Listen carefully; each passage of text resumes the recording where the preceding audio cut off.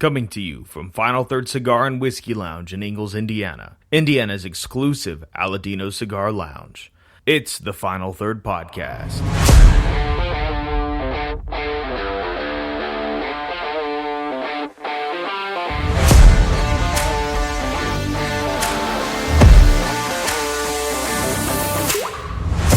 Welcome back to the Final Third Podcast. I'm Rob. And I'm Isaiah. And today we're going to be smoking the Undercrown 10th anniversary. I know very little about this cigar because I just got it in. So I'll look it up as we get going, but I know it's a more full-bodied cigar, and I'm excited to jump into this. Yeah, I smoked one of these a while ago when it came out, and I honestly was not impressed. Really? The 10? Yeah, the 10. Okay. And I don't know if, like, I'm telling you, it had just come out. Okay. And I had bought one at a store, so I don't know if they needed some time, and now they finally figured it out.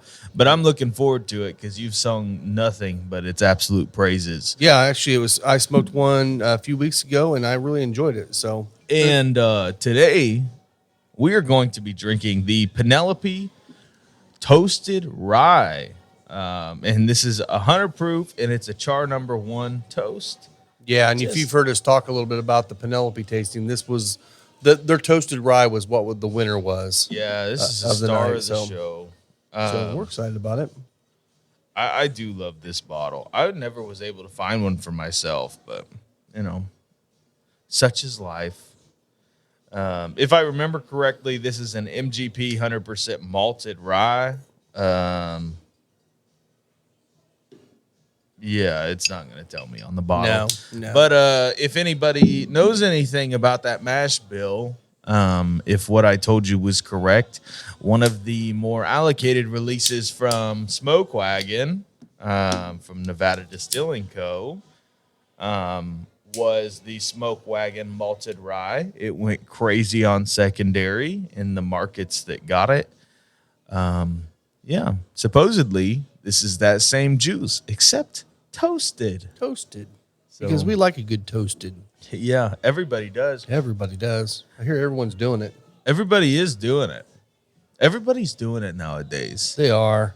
Are you finding what this cigar I am. is? So this does fit your world here. It's a San Andreas wrapper over Nicaraguan binder and fillers. Wow. That is very original of them. Yep. But I appreciate it. It doesn't say anything about the binder and filler. Here we go. Maybe it does. Yep, Nicaraguan binder. Oh, Nicaraguan fillers. Binder is Connecticut broadleaf and San Andreas. Wow. So they got a double binder going. Yeah. So the broadleaf and San Andreas combo. That's kind of a nice combo. So is this full bodied? It is. Well, no, medium full. My bad. I think that's a lie. If you're gonna throw Connecticut broadleaf but we'll see. Yeah. Well, I will say one thing. The cold draw is very open, which I like. I've had too many of the Liga line in the last few weeks that have not been as open as this one. This one's actually perfect. Yeah. It is like dark fig in there. And Cocoa Puffs. Yeah. Cocoa Puffs and it's fig. It's really interesting. Looking at the foot of this cigar, you can see a really dark ring, and then it lightens up in the center. Yep. Yeah. I'm excited to smoke it.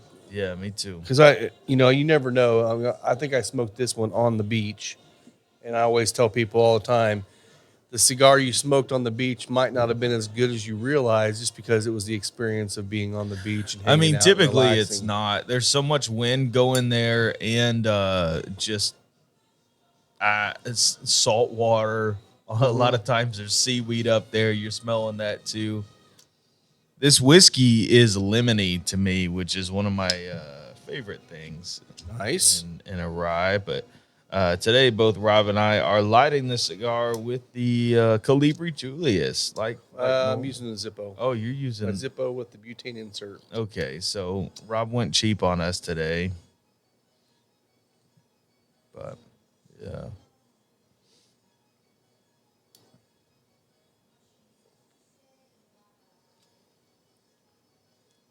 Machines dehumanize. I know. I was having such a hard time focusing when the TV's yelling, "Tomo arigato, Mr. Ro." Hell yeah. Oh yeah, it's definitely got that citrusy thing going, doesn't it? Yeah. I have a secret. Yeah, when we did the tasting with Penelope, Wendy, and her crew, she brought this bottle out at the very end, And and it hadn't even been released yeah, yet. no one in Indiana had it yet, and we I think we might have killed that bottle while she was here, the group that was here, and that's not how a tasting usually goes. No, but Penelope was very, very kind to us. Very kind to us. Mm-hmm. On got the, a good on the amount palate of- of this. It is like black pepper chocolate. Yeah, what you would expect out of San Andreas and, Yeah. and broadleaf. Yeah, on the retro hill, it's just a little bit of black pepper. It's not too spicy for me.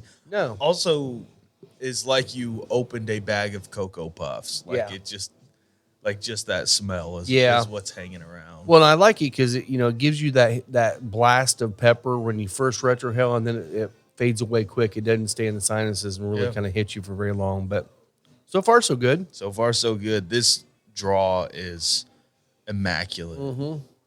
Rob and I were discussing pre-show. If you see this cigar, it has a little band around the top of the cigar, just a real nice ribbon. We were thinking about smoking through it, seeing if it provided The the ribbon? flavor. I don't think it will. Well, it will provide. It'll provide something. It'll provide something, but you will Chemicals. you'll be smoking plastic. So Yes. please take it off. Yes, it's a nice presentation though. It is a great. It's a good looking presentation. box too. The way that they designed that box is kind of nice. So on to the Penelope Toasted. After retrohaling, it smells even more lemon marshmallowy to me. Oh, Yeah. even more lemony on the palate. Yeah, but it's like candied lemon. Yeah. Like it's like not it's like- acidic in any way. No, it's like a lemon drop. Yeah. Nah, it's a little bit more sour than lemon drop. More like these. But it has that marshmallowy toasted It still does. quality. It still does. Yeah, it's really nice. It is really, really nice. Which again, you think about that, a toasted rye coming up with this much lemon. That's kind of cool. I like that. yeah. So, I hear through the grapevine that somebody got a new job. He did. Yeah. So I will be starting, well, when this comes out next week. So the week of Thanksgiving, which will be interesting. That's going to be a crazy busy week for me. New job. My family's Thanksgiving. Victoria's family's Thanksgiving. Nice. It's just Everybody. Yeah, it's a whole lot. So my November is just shot from this point forward. Yep. So yeah, I mean it kind of is what it is. It is. and we'll get through it. I'm looking forward to it. It has been hard saying goodbye and telling people at my current position. Like it's just yeah, it sucks. Yeah. But it'll be good on the other end. The new place is really taking care of Victoria and I. And they're excited about us coming over and joining their team. So Good. it's good. Well, congratulations, man. Well, thank you. Yeah. It's been a long time coming. a long time coming. Yep. So, well, good for you. Cheers, buddy. Cheers to that. I was going to bring a celebratory pour, and then I forgot. Yeah. It's early. Yeah. Excuse me for sitting there staring at my phone. I'm just having a conversation with Jackie Zycan. I mean, Yeah. no big Hang up deal. and hang out. No big deal. She's coming to do an event. Yeah. And hopefully in January or February, we're trying to figure it out right now. And it's looking like right now it could possibly be a Sunday afternoon after we close. Cool. So we can close down and have just her in here with about 35 of her closest friends in Indiana. Yeah. So be on the lookout for that, because once we get a confirmed Jackie has a date- lot of paid friends, so Yeah. you can pay to be her Yeah, friend. she can pay to be her friend. It'll probably be about $150 to pay to be her friend, but it'll be worth it. And it's not $150 for a class that you'll get nothing out of. It's $150 for stuff that you'll be able to take with you and see. And, well, and what it is, whole it's actually a experience. sensory training program. You know, Jackie's been in the industry for a long time. She worked for Wolf Forester for many, many years. She's working for Neely Family Farms now. She has her own fragrance line. But she's been known for her sensory training and her palate. And she will literally, through this program, probably about an hour and a half, teach you how to distinguish flavor notes in whiskey. Yeah. Which will equate to flavor notes in tobacco and food and everything, because it's the same training. So it'll be kind of fun to do that. But, you know, like I said, keep on the lookout on that, because as soon as we nail it down, we'll probably post out that we're going to be, you know, giving you a week notice so you see the post when we're going to actually open the tickets up, because it will sell out. It will. And we'll be getting that going here soon. So you know, be on the lookout on the email and on our social media. Like I said, we'll give a good week notice before we actually post out the to pay for the tickets. So yeah. So I see you rocking a necklace today, which you don't normally do. Is that Guinness? I've had it for a while. It's no, it's an Irish coin from my birth year. Yeah. So it just looks like the Guinness logo on there. Well, it's Irish. Yeah, so they use the exact same thing. Yeah. So give me a pint. A pint. Give me a pint. I'm actually not a huge Guinness fan. I like Guinness. Unless it's necessary when you're making a shepherd's pie. Yeah. You gotta have it for that. And I also think it's necessary for Irish car bombs. But yeah, I really like one of my goals, and I'm not a huge person that wants to travel all the time. Yeah. But one of the places I do want to go is I want to go to Ireland, and I want to go to a freaking Irish pub, and I want to get a lukewarm Guinness and sit there and just talk to the people, man. Man, you're really selling the experience. That's what that's how you're supposed to drink Guinness. I know. Yeah. I would love to do that. That's one of my bucket list items I'm going to make happen here in the next few years. Isaiah Long did Ireland and Scotland, and when he was in Ireland, he spent almost every night at a pub. He said pub food's great. I mean, it's just in the culture. The pub food's great. The atmosphere is great. You get a pint of Guinness or you get a pour of Jameson. Yep. Well, you know the reason why Guinness was invented, right? What's that? So it was actually, Guinness was I don't know if he was a pastor or he was a leader in the church over there. And the culture of Ireland was a bunch of drunks. So they wanted to create a heavy, heavy beer that was low in ABV, that after drinking one or two, you're not drunk, but you're full. Yeah. And that's where Guinness came out. Well, they definitely accomplished that. They did. Yeah. And it's kind of funny because, you don't think of religion, but now you're starting to see more of it. You don't think of religion actually being one of the biggest beer brands in the world came from a church leader trying to keep his people from being hammered all the time. And there's a lot of of these super niche craft beers, like Einstock, beers like that are made in monasteries. Yeah. Mead. Yeah. Mead and some distillates. Yeah, it is a historic part of the church, whether the holiness tradition of Christianity would like to address it or not. Yeah. Like Martin Luther, who's responsible, the catalyst for the Protestant Reformation. Like he famously said when he was asked about the point of drunkenness, because as far as Christianity is concerned, drunkenness is a sin.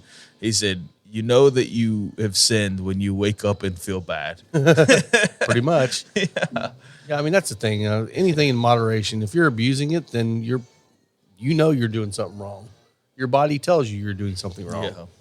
So, it is pretty wild though to see around the world. I know there's a couple of breweries in Ohio that's in an old monastery, and it's some of the people from the monastery are the ones running it, other people brewing. But it's just it's kind of cool to see the cross nature there a little bit that you didn't see a few years ago. Dude, this cigar is a smokestack. Mm-hmm. It is.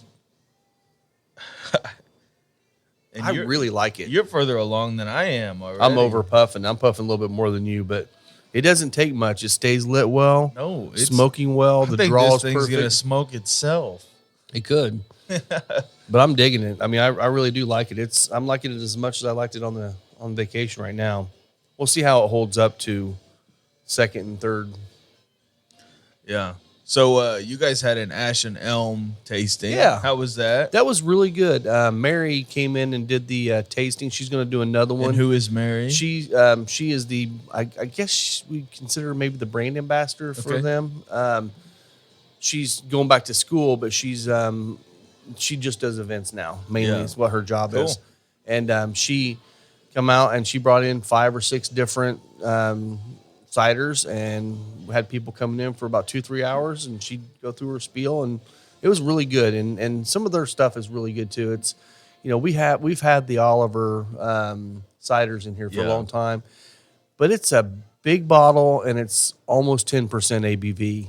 Yeah, that's a lot for a cider. Yeah, unless you really dig that, which I think they taste great. They do taste good, but the Ash and Elms are a little bit lower ABV. They're more what you expect when you say cider. Exactly, and they're in a 12-ounce can, so you can have 2 or 3 of those and not even feel them, and it's fine. Oh yeah, but they have some good flavors too, and I think they're going to be a staple here, and they're local. They are local. Better. Ash and Elm does a really good job of partnering up with events and doing limited edition like ciders and stuff like that. Like I know Sun King normally does one for the state fair, but Ash and Elm last year they did a cider for Newfield's like Christmas light experience. Yeah. So you could go and get this limited edition cider that you could only get at that event. That's cool. And it was fantastic. It was the thing that impresses me is that no matter how much they fruit or throw in spices or whatever, it is always a clean drinking cider. Like it's not heavy, it's not sugary in any way. It leans toward the apple. And not a super sweet apple, just a good crisp apple. But like you said, the seasonal ones, Autumn Tide, it was a pumpkin one, and everyone thinks, oh, pumpkin spice, yeah, blah blah, whatever.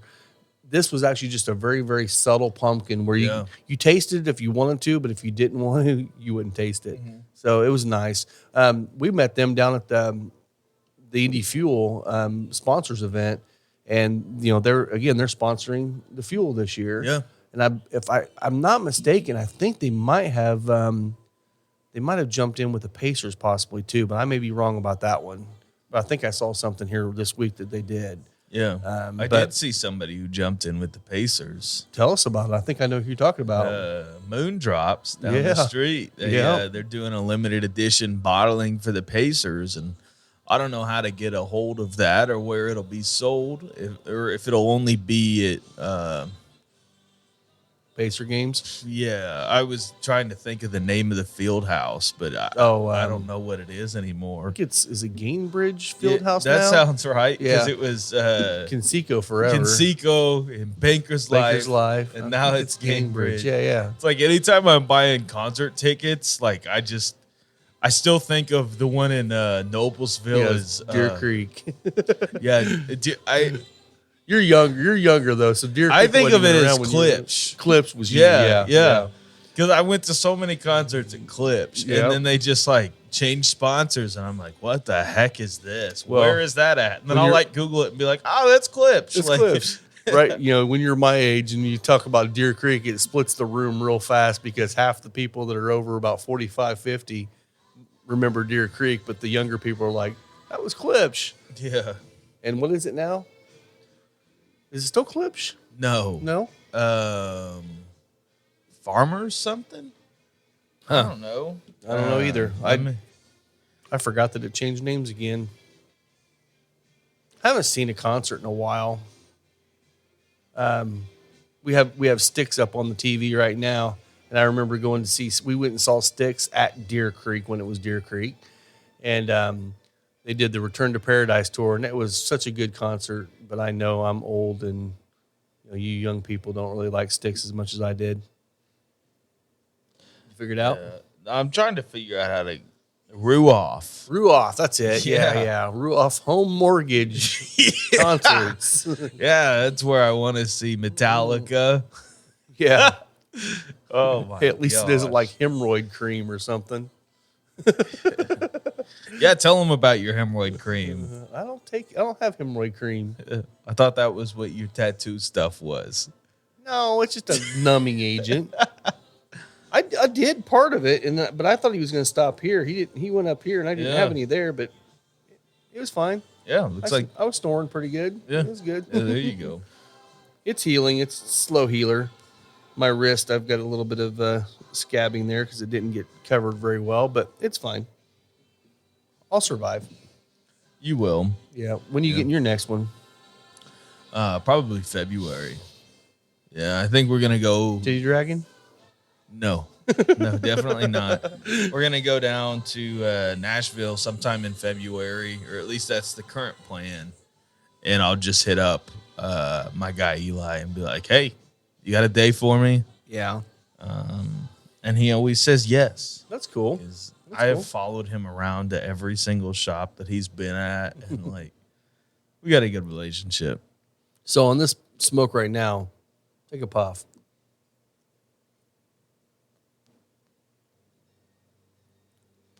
I feel like on the palate, it's dropped off and gotten pretty Yeah, it's mellowed basic. out a little bit. Mellowed out a lot.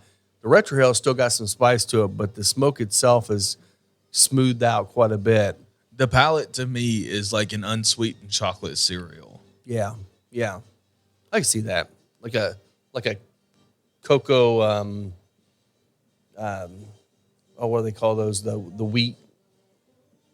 What do they call those wheat? The like mini frosted mini wheats, yeah, but like a light cocoa or something on there. Yeah, still good, but it's definitely lost a lot of that spice that I was enjoying on the beginning of the palate. But we'll keep going with it. Yeah, we're about Just an inch in, not even an inch in. Yeah, not even a full inch. I mean, 3 inches in. Is that how we measure? That's how we measure, buddy. We're white. Yeah. Oh goodness. Okay. Yeah, we're so here in let's see, what is today's date? Today is the 10th. This is coming out on the 13th. Yes. 13th. Yes. So next weekend, we're heading down to Nashville. Cool. Going down to see a hockey game. Spend some time at Jack Ruby's and some other places What in is Nashville. Jack Ruby's? It's like a real high-end steakhouse down there. Nashville, Tennessee. Mm-hmm.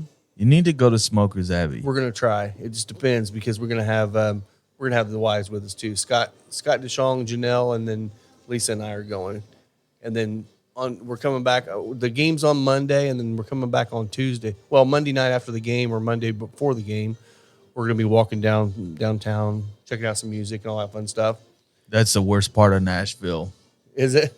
Yeah, downtown. Well, yeah, but we're going to be going. I don't know where we're going for sure. Scott's got that all planned out, so we're good there. No, that'll be fun.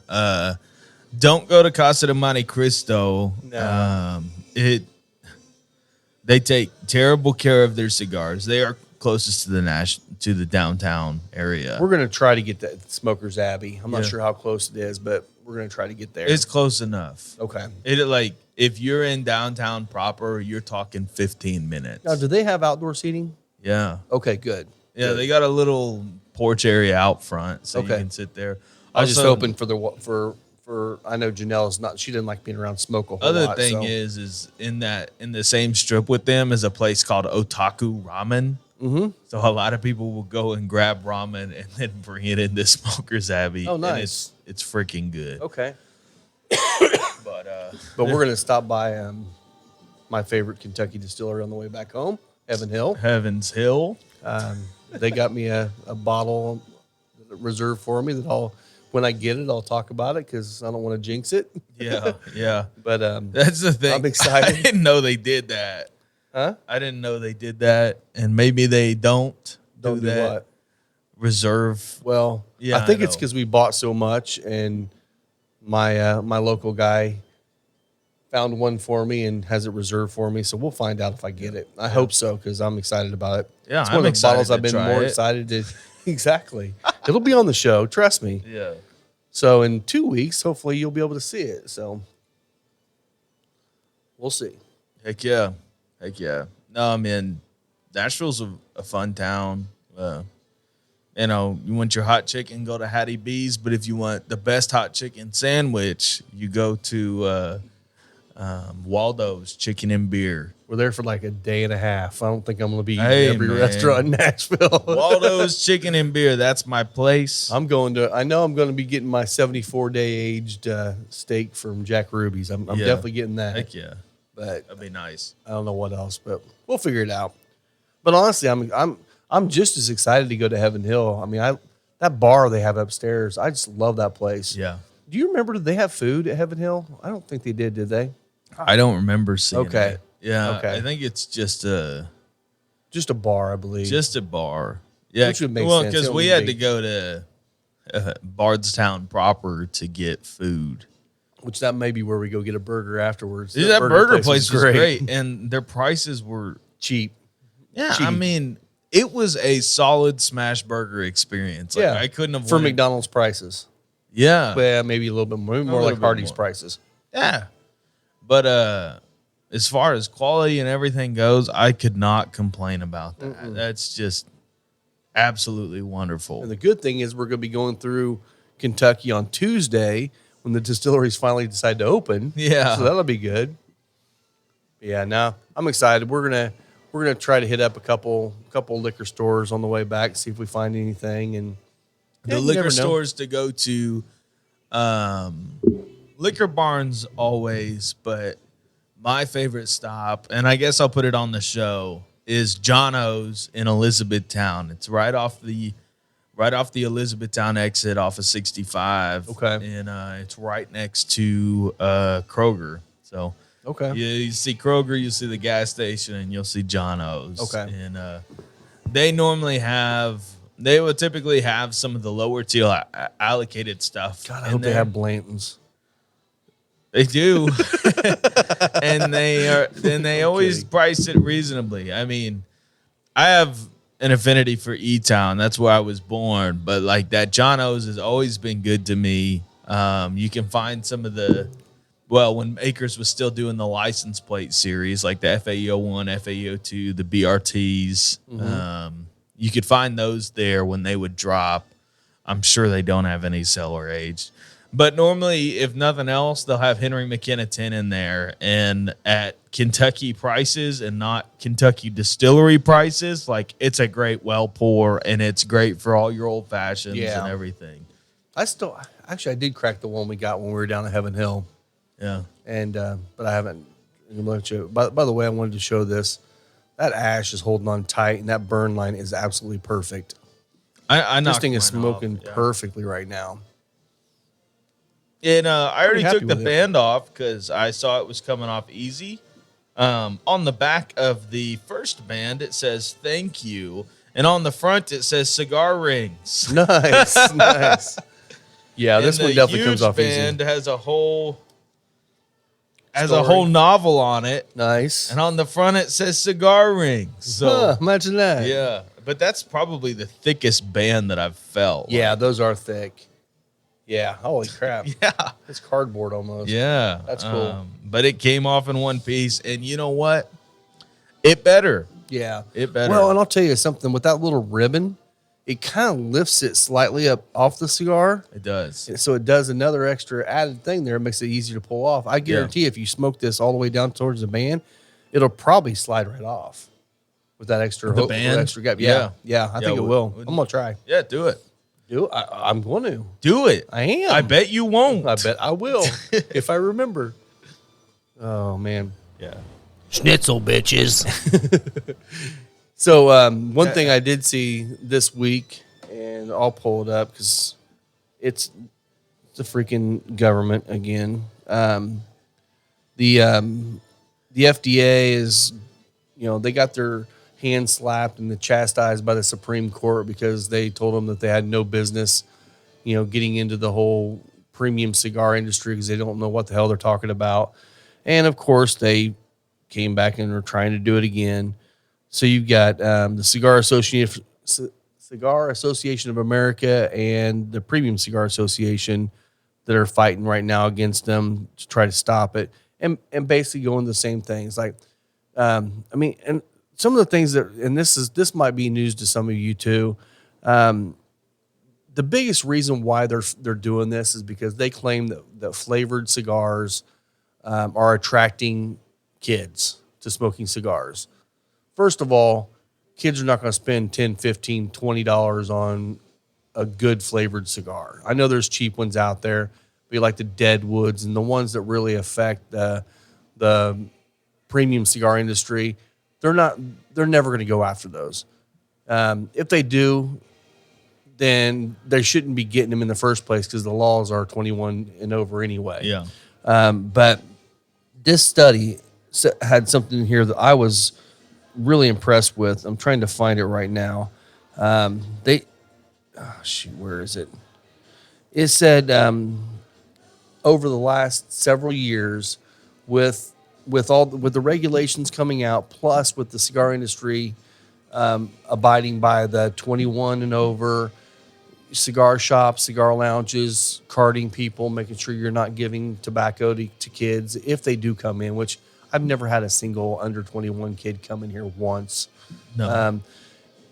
The percentage of kids smoking, this says just smoking, not just smoking cigars, but it says smoking, is down to like 0.8% of all underage kids are smoking now. Well, why do that when you can vape in your bedroom and hide it from your mom? Right. And that's what they're doing if they're wanting to at all. But that's the thing that I've been trying to figure out, and I can't find it in here anywhere. They're trying to lump vaping and cigars and cigarettes and all together. So are they telling me that the 8.8% is all kids smoking, vaping, and doing cigarettes? Or is that just... They normally make a distinction of smoking and vaping. Except for the fact that everything else they're doing here, they're not making a distinction. Yeah, so but the cigar news numbers. Sites and the cigar advocates will, and they have to, like as far as sales and everything goes, they have to lump all tobacco products together. They have numbers, as far as I know, and they have numbers for tobacco products, and then they have numbers for nicotine products. Okay. So it's I don't know about that. I've never heard that before. But I mean, it makes sense. Makes sense. Because they have all the stats on kids vaping now, and that's more than 8.8% or whatever you said. Which again, another product that you can only buy if you're 21. Yeah. That means they're buying it illegally. So, I mean, it's like pot. Pot's illegal in Indiana. If you're buying pot, you're breaking the law. But I remember when I was in high school. Not that I have a problem with that. There was a lot of kids vaping, and the way that you'd get around that is you would order it online. You just did, and you inputted like your mom or your older brother's ID, and you could just buy whatever you wanted to. But then that's on the delivery service for not getting a signature and checking an ID. But I mean, it all comes down to somebody screwed up. But you say that, and then we ship cigars to people. It's like, yep. But if I put tobacco on there, the delivery service is supposed to get a signature, adult signature. Okay. Yeah. Yeah. Some people won't put tobacco on them, but a lot of the online services don't. I have had boxes and boxes of cigars just left on my front porch. Yeah. But if you do put tobacco on them, which you should, which interpersonally I don't you like can't it. do. Yeah. You cannot do if you're not a retailer with a tobacco license. And I'm not telling you should ship people cigars, but sometimes you want to send a Christmas gift and you full well knowing the person on the receiving end is plenty of age. Yes. And that's another thing. Yeah. But, again, the government getting involved with things that they don't understand. And honestly, I bet you anything, most of it's not even trying to stop it. Some of it is, but they're trying to come up with money, tax money, and they think, well, let's just raise the tax rate, and they don't realize when you start doing the numbers and you like having a cap in every state, on cigars, all that does is increase more revenue for them because the cap affects the low cost stuff that they sell at gas stations, which is 99% of the stuff selling in the States anyway. That increases the taxes on that stuff. I'm telling you, they sell 1 million more Black and Milds at the BP up the street than we ever do of the entire catalog of cigars at Final Third. Yep, because I mean, they do, and that's what happens. And it's a shame when you show those numbers to a legislator. They are shocked, but then they immediately seem to forget. It's like, that can't be right. So, we're in that fight again. And all legislation has some sort of political leaning or funding behind it. Either way. Things could be solved a lot better if people were able to just look at the facts and say yes or no. But there is so much money that goes into fund campaigns. And where's that button? All the lobbyists. Yeah. All of the lobbyists, all of the money that goes to these people to fund re-election campaigns, everything like that. They've got to keep those people happy.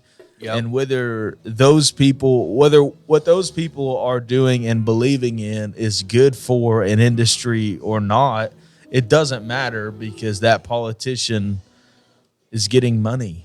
Yep. They just are. Yep. And once you get to that point of your political career, you typically have to pick a side or pick your party or whatever, and you sold your soul to that party at that point. Yeah. Not everybody. I'm not going to put everybody in that everybody thing. has. I feel like every politician, I feel like most politicians, especially ones that start at the town level, start doing it to make a good change. Yeah. And at some point, if you keep going up the ladder, there's a little bit of selling your soul. And that's a shame because, wouldn't it be amazing in America if we were to have a president come into the White House that didn't give a crap about any of the politics or anything else, and they're just doing the right thing for the right reasons? Yeah. So I don't know. Hey, you got a delivery, delivery. Rob. Heck yeah. All right, well, talk amongst yourself for a minute. Well, this week I just saw that Harlan Wheatley invited some people in from Whiskey Advocate to do a tasting of the 5-bottle lineup of Buffalo Trace's Prohibition collection. So that includes basically these are 5 bottles that they did that are old labels that Buffalo Trace Distilling owns. So they did Golden Wedding, Walnut Hill, Spiritus, Frumenty, Old Stag, and Three Feathers. And this is $1,000 Prohibition collection. So they basically release these labels with their current juice. As much as Scott Johnston hates to say that, but they did.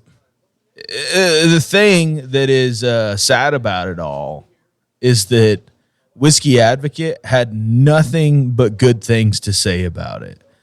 Like, the Old Stag is an uncut and unfiltered American whiskey at 132.4 proof. They said in the part of the article, what's Old Stag taste like? Compared to Three Feathers, it's more, and Three Feathers was their rye whiskey. It's big and brash on the nose, powerful vanilla, sharp hints of dark red berries. Starts out soft on the palate, but quickly heats up, filling your mouth with a warming fire. Push past the heat, and you find some sweetness towards the finish, which is big and long, with a little salted caramel right at the very end. If you're a fan of the rest of the Stag family, you'll definitely find Old Stag right up your alley. Old Stag. The problem is these are $1,000 bottles. Oh, jeez. And it's a 5-bottle collection, so it's like $5,000. Let me check to make sure that that's per bottle, but I think it is. Ace Bro. Yeah, because it was 5 bottles for $1,000. That might be approachable. Couple $100 a bottle. Yeah. So, how much is the Riveting radio. the annual multi-bottle production will be available for $1,000. So it kind of sounds like The whole 5-pack. the whole 5-pack. That would, I mean, honestly, if I could get one. You said they're all old stags, what you said? No, Three Feathers, which is a rye, Okay. Old Stag, Spiritus Frumenti, Walnut Hill, and Golden Wedding is the 5-pack. Huh, okay. I don't know anything about any of them. Except for the one. Yeah, I am trying to figure out for sure. It'd be interesting to find out if that's worth it. Well, and then if you can even get it, that's the other thing too. Yeah, that's the other thing. Prohibition Collection will be rolling out in limited quantities to its distributor network, which will ship to select retailers, bars, and restaurants across the United States as of October 23 at a suggested retail price of $999.99, and it is 5 375 milliliter bottles. Jeez, okay, so small bottles too. So you are talking $200, or it'd be $400 for a typical 750 if it was that big. That's a little steep. it is kind of like it is steep. It's a lot and steep. Really, so Golden Wedding is 107 proof rye whiskey. It doesn't say anything about its age. Three Feathers is 100 proof bottled in bond whiskey. Walnut Hill is a 90 proof rye, high rye bourbon. And the Spiritus Frumenti is a 110 proof wheated bourbon. So the Spiritus Frumenti is a 110 proof Weller product. Sure. You know, Walnut Hill is going to be a 90 proof. I mean, it's going to be Buffalo Trace. Yeah. Like they say high rye bourbon. Yeah. Buffalo Trace, Eagle Rare is their high rye bourbon mash bill. And you got Sazerac rye. Golden probably. Wedding is 107 proof rye whiskey. What's that going to be? That's 107 proof Sazerac. Yeah. And then Old Stag is 132.4 proof. That's just I'm sure it's closest to a Stag Junior. Yeah. Everybody in the comment on it has said it's hot. It drinks hot. But if you like Stag, I like it. Yeah. Part of me wonders if it was like that 2020 or whatever that year was that Will let us try that was just hot. Could be. Hot. But wonder why they're calling it Old Stag. Because that's the old label. They're doing Prohibition era I got you. labels. You probably said that. Now I'm just having I to did, repeat but it. Sorry. you were I was busy. taking delivery, and that's okay. That's okay. Which, by the way, Sazerac Rye did just come in. Wow. Hey, Yeah, see you, Mario. man.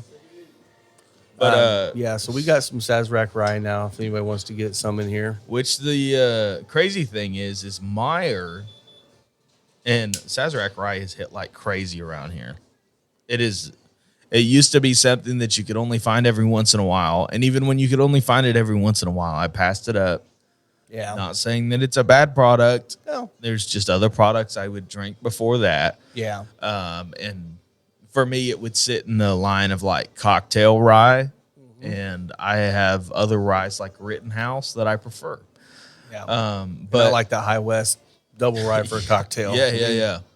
But Meyer, and I even saw like Costco and Sam's Club, they got pallets of this stuff. yeah. Like I'm talking handles and the 750s. And I figured that was the case when I got that text from my distributor saying, "We got some if you want it." yeah, they got a ton. Yep. So I'm hoping we can, get something special in here from them, but I don't think they're gonna do that for me, since I don't play the Fireball and Wheatley Vodka game. I can't believe you wouldn't do that. That's so rude of you, Rob. Dude, this cigar is super slow burning. We're Yeah. 45 minutes in, and I'm not even close to the midpoint yet. I'm probably approaching the second, third. Yeah, I'm just now getting into the second, third probably right now. It is ridiculous. And it's good. It's not blowing my palate away with a ton of complexity, but the flavors I'm getting are flavors I enjoy. Yeah. You know, it's that mild cocoa still, almost a little bit of a, not really wheat, but like a toasted wheat maybe. Yeah. The smoke is thick and very, very viscous on the smoke, which is kind of an odd thing to say, but it is. But yeah, you can still see it's still a little smokehouse, man. Yeah, it is. It's absolutely just throwing off smoke, which is amazing. Like it's smoke output on this thing is great. Yeah. No complaints here. I'm impressed. I'm happy to have them in here. Yeah. You know, I've got a couple different sizes. I got the Toro and I got the Corona. And I'm super excited to smoke that Corona because I love Coronas anyway. Of the 10? Of the 10, yeah. Wow, I didn't realize they had one. That's Yep. cool. And then we got some of the Undercrown regular Maduros. I know Will Breeden, shout out. He's a fan of that cigar too. And so we'll have that one in here. We've got a couple of the Herrera Esteles. They're darker one. So, and then we've of course got all the sweet stuff here too. So Yeah, this rye with this cigar is just adding a nice brightness to a really dark flavor palette, and Yeah. they're balancing each other out really well. well, and that's the thing about this rye. You know, that I think it's just the toasting process. Yeah. It cuts down on a lot of that kind of rye spice and just makes it more smooth. It's got the flavor, but it leans towards a bourbon to me on the not a bourbon, but on the way it's smooth.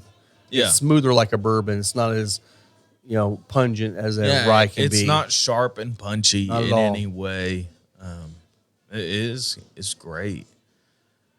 Rob, I saw you got some new bottles in this week. Yeah. Yeah. Well, we tried that that Balmora from Garrison Brothers last night on the show, and people have been loving that, man. It's great. I'm gonna have to try to get some more because I thought with that being a high dollar bottle, it'd take some time, but yeah, we've sold a lot of it already, so that's good. We got the Heaven's Door Decade Series, the 10-year Decade. And is that a rye as well? No. Well, let me grab them. Yeah, we'll look at them. Yeah, go ahead and grab them. Yeah, you got the Heaven's Door Decade, which is a it's a rye, and then he also got a Kentucky Owl, which I have not seen this one. Yeah, this Kentucky Owl is like it's the Japanese. It's like Japanese tradition made in Kentucky. Yeah, so Kentucky Owl does these releases where they will bring in blenders and distillers from other countries. They did one for St. Patrick's Day where they brought in people from Ireland to blend Kentucky whiskey. And it's just a super cool idea. It is. Because you have a different palate's take on an American spirit. Yeah. So, And you look at that, and that looks like that should be something made in Japan. It's a lighter color. yeah. A little bit more, got that red tint to it. It's good. I really enjoyed it. It definitely doesn't drink like a bourbon, which it shouldn't. It's more of a Japanese style whiskey. So Yeah. So I am not going to read the names of the people that blended this. no, I don't speak that language. Ain't no way. But it is a Japanese whiskey blender and also the Kentucky Owl Master Blender, John Ray, that did it. And this is at 100 proof, so also typical for that's high proof That's for high for Japanese Japanese, whiskey, yeah. but it's low proof for Kentucky Owl. So it's kind of a nice Yeah. little medium point. And this is a straight whiskey, 10-year-old Heaven's Door, which I'm sure is all. It's 90. Yeah, it's a 95 rye mash bill from MGP. Is it aged from for over- MGP? Well, distilled in Indiana, so That'll you do it. decide. Yes, probably maybe Moon. No, but it's aged 10 years in New American White Oak. That's cool. Kind of cool. It's not super dark, but it shouldn't be in a new White Oak. They probably didn't toast the barrel or anything. No, I'll bet they did. They probably had a char on it, but they probably didn't do any extra. It's definitely not a heavy char. For 10 years. The other thing that bottle has going against it is how thin it is compared to everything else. Just because of their bottle shape, their whiskeys are not perceived as dark. That's true. You think about like the Jack Daniel's Bonded over there, that looks really dark, but that is just a ton of whiskey you got to see through to get to the light. Very true. Very true. Yeah. Yeah, that's true. If you look through it that way, it definitely looks dark. Yeah. So, I guess another thing to take into account when you're buying based off of color, which is not a reason you should buy anything. No. That being said, that Garrison Brothers is crazy dark, and it's a thinner bottle. Yes, it is crazy dark. But that's just Texas, baby. Oh, yeah. Yeah. Well, and that is a good point, too. That one thing you were seeing there for a while, probably 2-3 years ago, was you had to really check to see if they were adding any artificial colors to the whiskey. Haven't really heard much of that. Well, I mean, as much lately. You're not able to do it in any really in American whiskey across the board. You're not able to do that without it becoming a whiskey specialty. Right. And you can do that in all of the finished products. Mm-hmm. So if somebody wants to take a port finished rye and make it more red, you can do it. Yep. The class has already changed. The label sometimes has to change. It depends on the TTB agent that approves it, but it's really a rabbit hole to go down just because there's no consistency on the TTB's end, which is not my favorite thing, but it is what it is. But in like Ireland and Scotland, they can color stuff all that they want to. Yeah. And they typically don't. That's why you see most Irish and Scotch coming through, and it's so clear. Not clear, but very, very light. Because they don't have to. Well, let the whiskey speak for itself. Some of them do, and it's just to keep the consistency on the shelf. But then you see brands like Lagavulin and Lafroig. Yeah. They have colored bottles. Yeah. So that people aren't judging the bottles next to each other on the shelf. The other thing about Lafroig is it all comes in a tube. Yeah. So it's just like another way that unless you poured it into a glass, you're not going to see the color inconsistency. The thing is it could taste the exact same as a whiskey that's lighter or darker than it because they blended it to the same profile, but the whiskeys in it were just lighter or darker. So you could have two that look visually different that are tasting very similar. Yeah. Have you ever had Obtainium? Light whiskey? Is that what it is? Yeah. Okay. Yeah. I don't know anything about it. Yeah, that's from Cat's Eye Distilling. And actually, while you're in Nashville, you should probably pick one up. Well, there's a couple of new regulars that come in here now. He got a bottle of it. He said it was 152 proof. And he was going to bring it in for me to try. Cat's Eye Distilling, as far as I know, has used mostly MGP stuff, and Obtainium is MGP's light whiskey. Okay. I have had some really, really good releases from the Cat's Eye Distillery. Some of my favorite is in their line called Nassif, Nassif, but they are doing Finnish stuff, and they had one that was I think they ended up calling it an American whiskey because they had blended quite a few things, finished in a red wine barrel. And oh my gosh, if it was not just strawberry cheesecake. Oh, wow. Yeah. I was like, but the people at Cat's Eye know what they're doing when it comes to blending. Sadly, they don't have distro to our market yet. Yeah. But they do in Tennessee, and there's quite a few places you can pick up their products in Tennessee. And I'll have to check it out and see if I can find one. Yeah. I mean, there's There's a lot of liquor stores there. Yeah. Like, Well, and I know we're not going to spend all of our time going to liquor stores, but we'll find a couple, I'm sure, to hit up and see if there's anything we can't get up here. yeah. Well, and being in Tennessee, hopefully we can find some good Tennessee-only Chattanooga release or something, too. That'd be nice. Yeah. The other thing is they get a very high distribution of the Jack Daniel's products. So Look for me a single barrel proof. yeah, Oh. private barrel, single barrel proof. Even better, yeah. They're everywhere. There's a lot of stores releasing the Jack Daniel's Rye single barrel proof picks. Ooh. I'll look for them. Yeah. So, which we tasted one on the show, and it was fantastic. I know that that's not been the consensus for all of them, but across the board, they've been good. Yeah. Well, it's like, going back to the Elijah Craig C923 pick, I haven't heard as much buzz lately about it. There was for a while, and then I hadn't really heard a lot of more people talking about it. And it could be because it was from September and we're in November now. Yeah. That could be most of it. But I'm not sure. Hey, one thing I was going to bring up too, Dirk from Indiana, he's Indiana Bourbon on Instagram and Facebook. He runs the End of Watch program. We've talked about him a million times. He's doing his best of picks for Indiana for the year. Yeah. So Starlight, congratulations. They won the distillery of the year from the guest votes from Indiana Bourbon.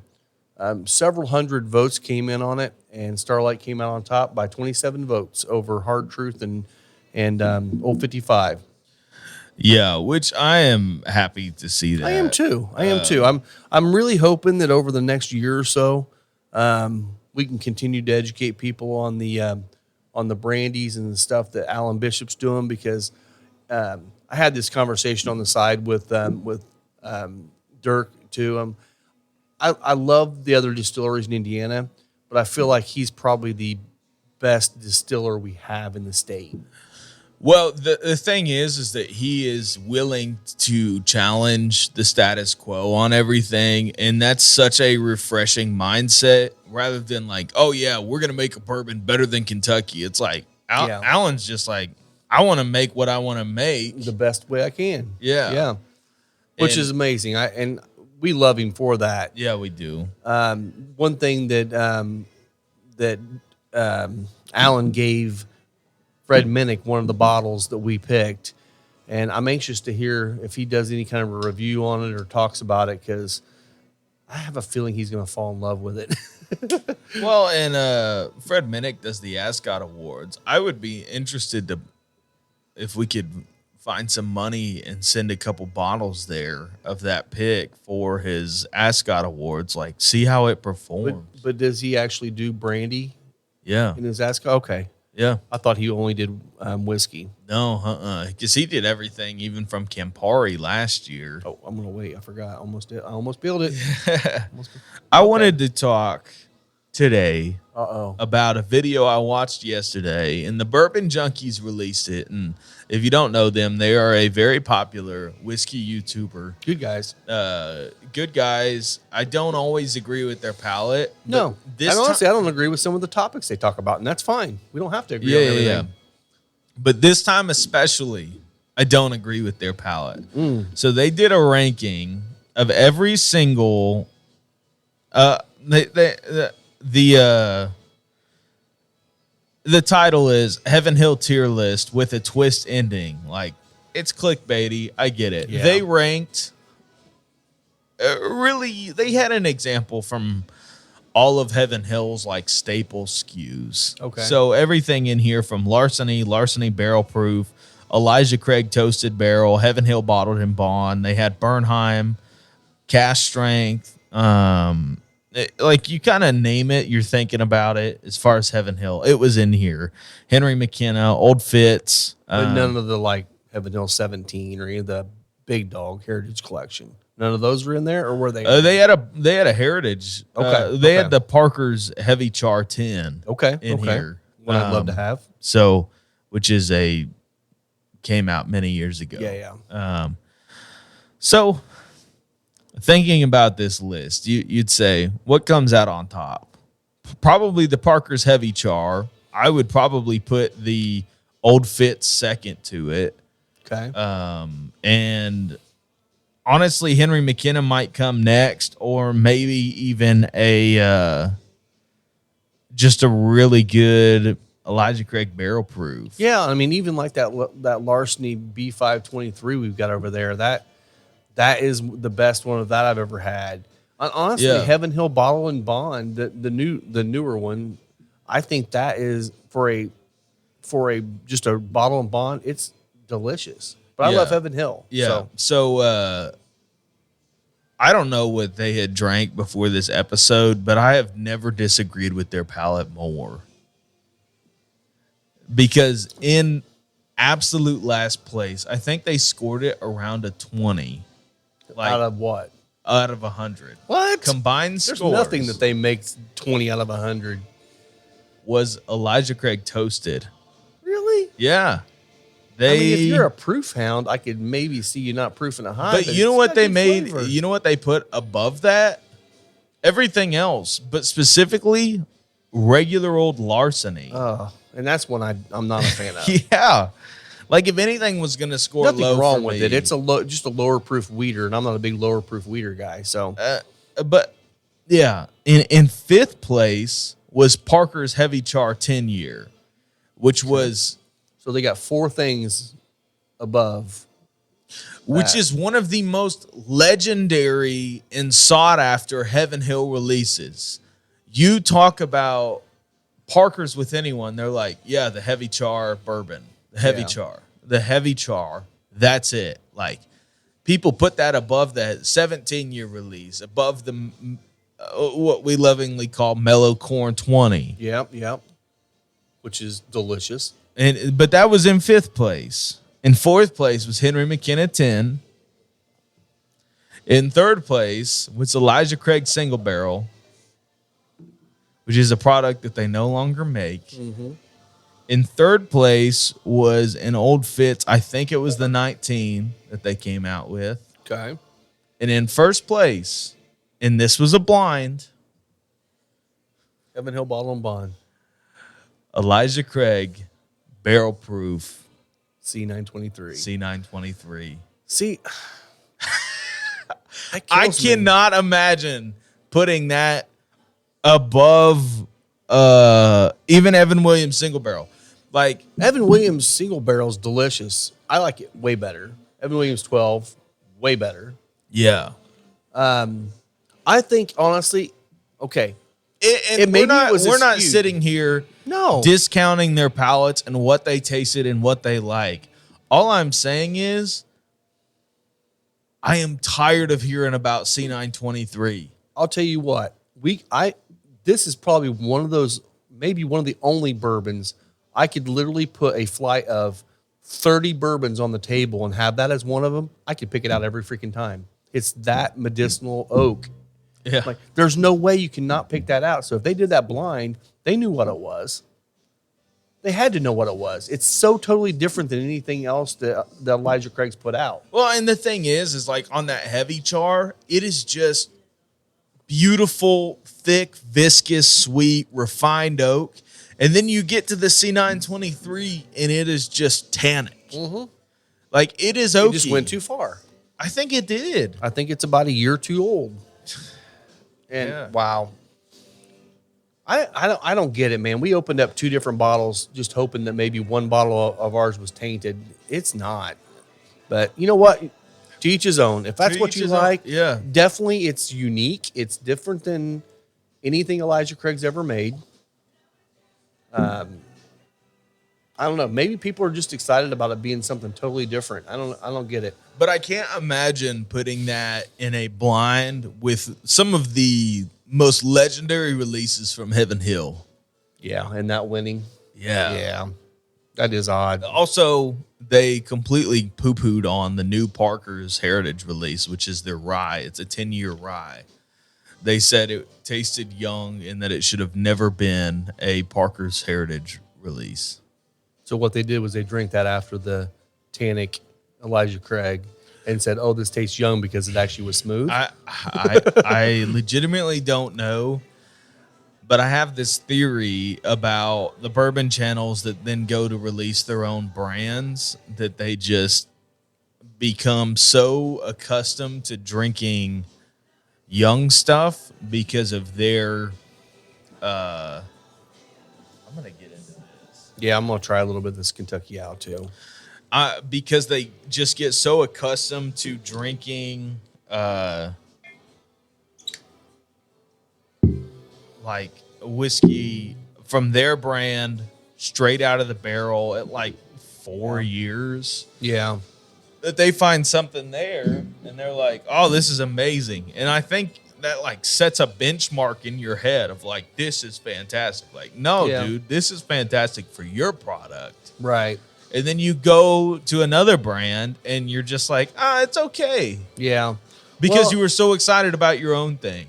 Sure. You know, I had this with and I get that completely, because you go to some of these small mom and pop distilleries out there, and you come in as a whiskey nerd and you're tasting like, oh, that stuff is terrible. But you know what? They probably love it because they got blood, sweat, and tears in this. Yeah. Why wouldn't they love it? Yeah. Otherwise, why were they trying to sell it? So I get some of that. And I had this when I was deep into my Starlight cake. Don't get me wrong. I still love Starlight. I still have a ton of Starlight bottles. I love them. Oh, good. That's what I drank on a regular basis. So my favorite Starlight bottles were like, those were my benchmarks for everything else. Yeah. You know what? I eventually got so sick and tired of finished whiskeys, like from my everyday pours, Yeah. that I basically reset my palate to like stuff like older Knob Creek picks. Yeah. Or some of the older Heaven Hill stuff that I've gotten. Even our Elijah Craig barrel proof pick.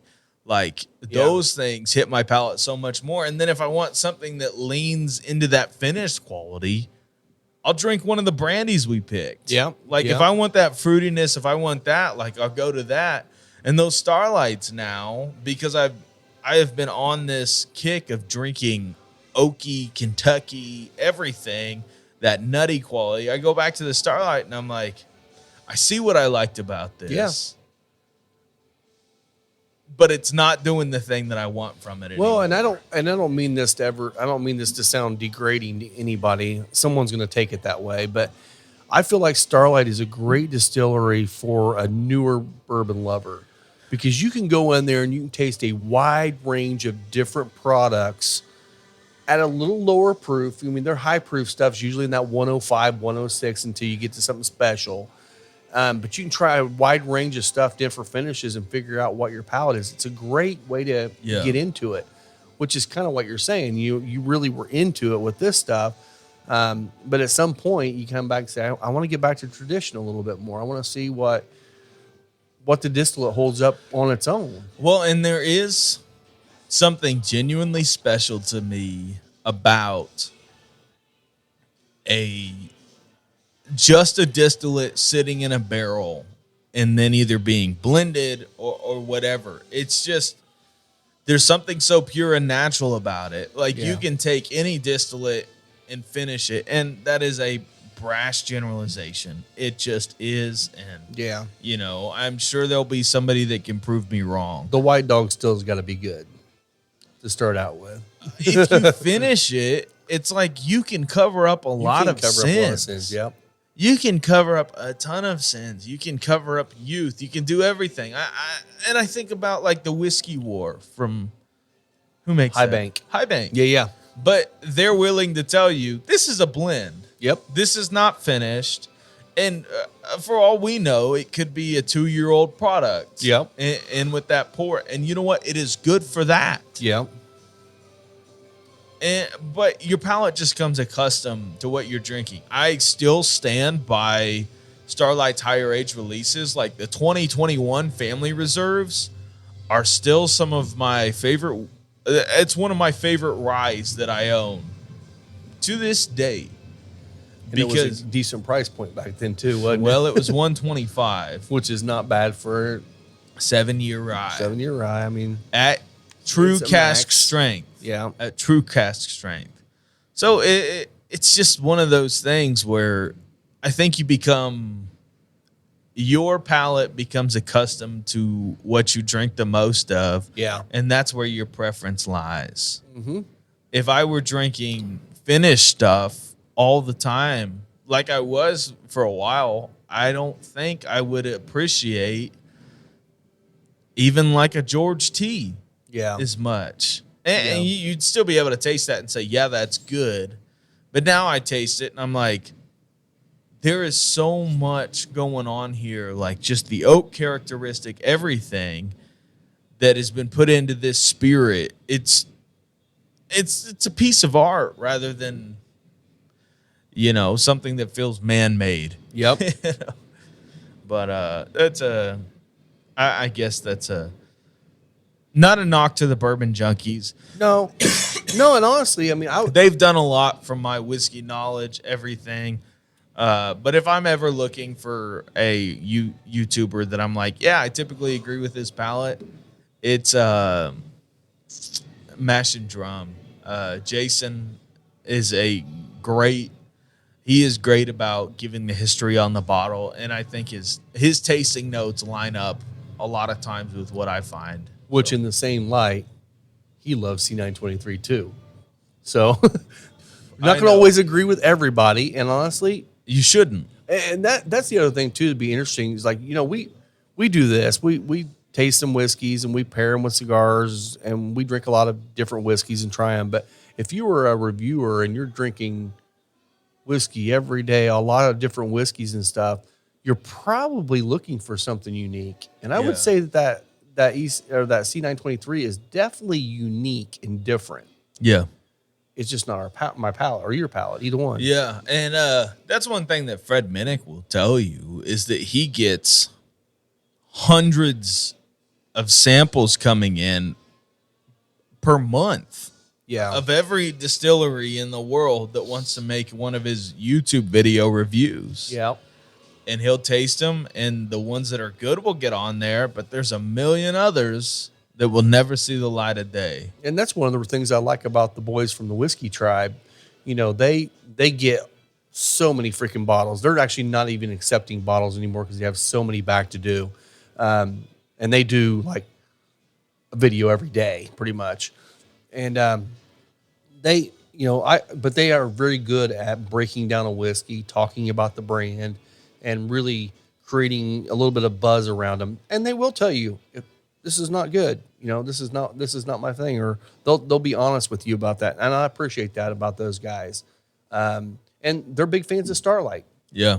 And so it's kind of cool to see. Oh, Daniel's palate lines up with a lot of Ted. And the first bottle that they got was a Ted pick. Yeah. And it was just a Ted pick bourbon, which is typically high rye, a spicier bourbon. And which I love Ted's picks as well. Ted and Christian are my guys. Blake is a little bit too sweet, but Rob loves the Blake stuff. Yep. It's Starlight does have a little bit of something for everyone. They do.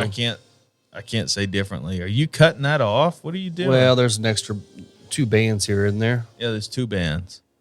I was trying to get that one to pop. You could get that with your thumbnail, dude. It's right here. Yeah, I know. It's not as easy as you think. Mine was easy. Mine's not. Cigar ring sucks. Oh my gosh! God, these guys give me are that terrible. cigar. These guys are you're terrible. A pleb. These are horrible. That is actually glued down really well. I'll give it to you. There you go. Rob just chews his fingernails, so he can't do it. Oh, I cut my fingernails. Thank you very much. Hey, look, the story of. It's the entire Thank you gospel. for sharing our story.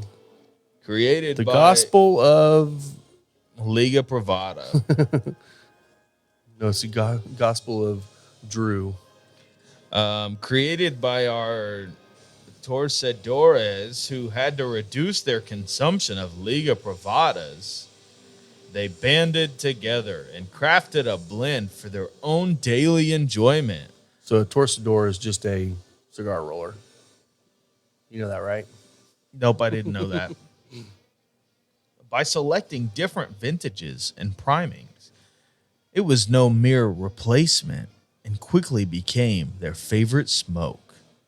Our people, the common folk of Nicaragua, The people.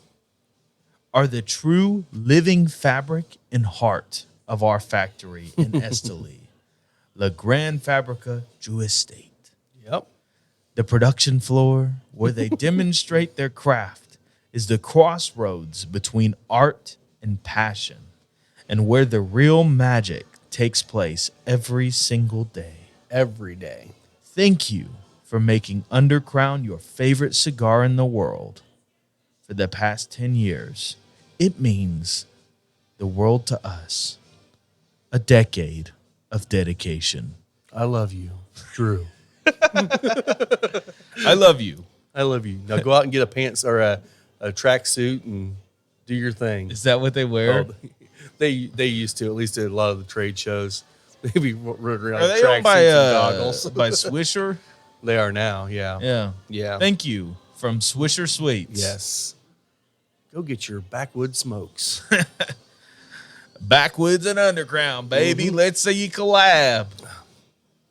I am digging this cigar, though. This is actually very pleasant. And the cool thing is this is a Maduro. It says medium to full. I'd saying call it a maybe medium now. right now. Yeah. I cannot believe how slow this is going. It's good. It's Yeah. good. We got a few more minutes in here. We'll keep chatting a minute longer here. So anything else going on this week that you need to share with the crowd? That I need to share with the crowd? Not really. So Will stopped by last night and brought in the Knob Creek 18 this year. How is Tried it. It was good. Yeah. I remember we tried last year's and And it was over oaked. it was way over. This is not.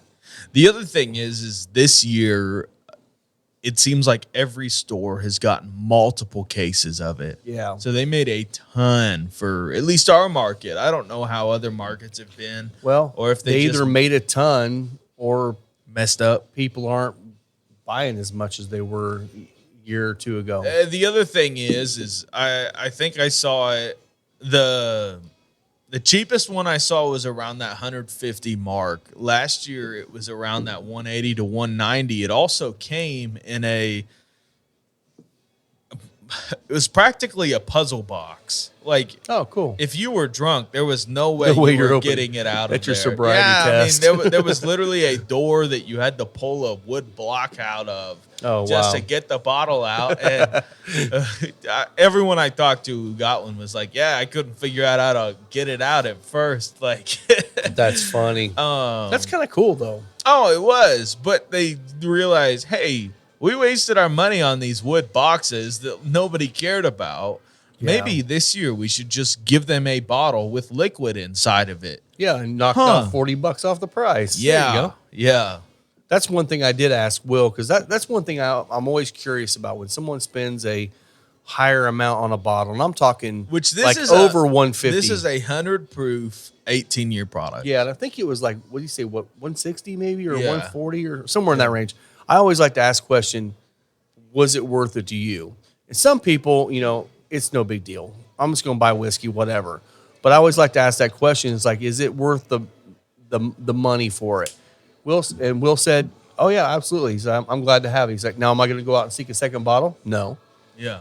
But he's glad to have the one bottle to share, and he's very generous to share. And I think that's awesome. That's a good point. And I trust his palate. I also trust his mindset on that too. And I feel like, if you're into Knob Creek, you should probably try to find you an 18 this year, because it's really good. It is good.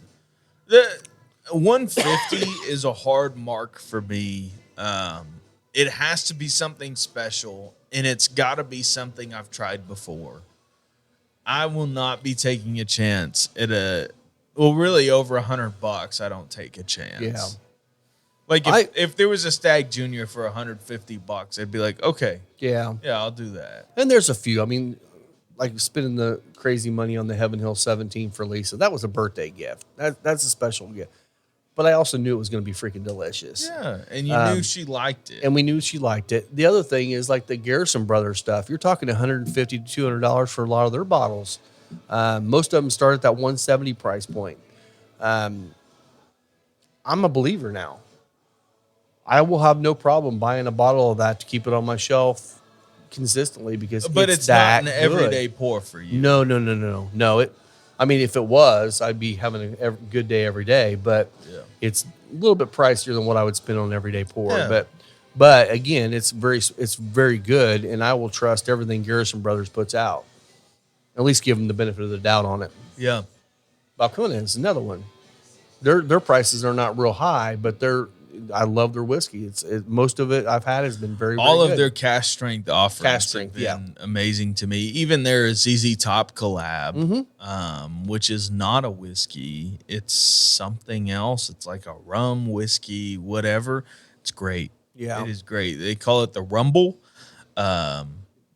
If you see it, it's just something different to switch up in your palate, which actually they have great distribution in Nashville. So if you stop by some Nashville liquor stores, I'm sure you'll see. Well, I know Alan picked up one when we were down in Texas. Yeah. He brought one back too. Yeah. There was something else I was going to bring up there too. Totally. Balcones, Garrison Brothers, high-priced whiskeys. No, I don't know. I don't know. We'll figure it out. Yeah, so it's just I will probably never be the person to say, yeah, this $100-some bottle will be my everyday pour. No. And for me to spend that kind of money, it has got to be something special for me, and it'll be a special occasion thing. Well, and that's the thing. Not everybody has everyday pours. I mean, I get it. Some people are just like, I'm going to have a good pour on the weekend. That's all I want. Yeah. That's the kind of guy that can afford to get a $200 bottle and sip on it for several months in a row. Yeah. I mean, honestly, with some of the great whiskeys out there at a low price, I mean, if you're an everyday drinker, freaking Benchmark Full Proof. Yeah. $16 is a bottle last time I bought one. It's fantastic, and it's probably the best low price bourbon offering I've had in a very, very long time. Yeah. I would be interested in maybe it's an experiment we do on the show is buying a bottle of Benchmark Full Proof and then also getting one of the oak staves that people sell to put in bottles. Mm-hmm. Like just throw that in there and see what it does. You know, toast it. You can buy toasted staves. You can also buy charred staves and keep it going. I know, Oak and Eden does that on every bottle, but it's also a way for them to get whiskey out of the barrel and onto the shelf quicker. It just is what it is. Yeah. I don't know if we talked about it, but Oak and Eden has an online program where you can customize a bottle. Oh, really? You can customize the stave. You can also customize. It's not finishing, and it is more like flavoring. And I forget what they call it, but you can get honey. You can get sherry. I think they do port, but they will also do that in your bottle. That's kind of cool. In states that have direct to consumer shipping available, you can do that. Which Indiana does now. Do we? Thought we did. No. We're starting to get shipments coming into Indiana now. From who? I've been hearing a lot of people getting shipments coming into Indiana now. Maybe I'm behind the mark. I know Dan Hand gets shipments coming into Indiana from his bourbon group that's blending barrels and stuff like that. That's different. Well, no, it's not from a club. It's from the actual blenders. So they're a distiller. Yeah. I thought for sure we were opened up now. You gonna look it up? Yeah. I thought for sure we were able to ship in Indiana now. I mean, Sealbox ships here now, and they couldn't do that if it was not legal, right? I don't know what the legalities of that is. Yeah, you can only legally do wine and beer in Indiana still. It's not fully open. There is a lot of places that are doing it just because I don't think there's any enforcement. Okay. So nix that then. I don't know. We'll have to figure that one out because I know I've been hearing a lot of people get stuff shipped to them. So I would think if they're getting it shipped to them, yeah, I know Sealbox will do it here, and I know Barrel King will, which is Dan's. Hand. Yeah. So I don't know. Seal Box is in D.C., so they're very well. They are? Yeah. Oh, I didn't realize that. I thought they were in Kentucky. No, they bad. have some people based in Kentucky for it. Okay. But they ship out of D.C., which could afford them some loopholes because D.C. has a lot of loopholes. Yeah. They were one of the first to be able to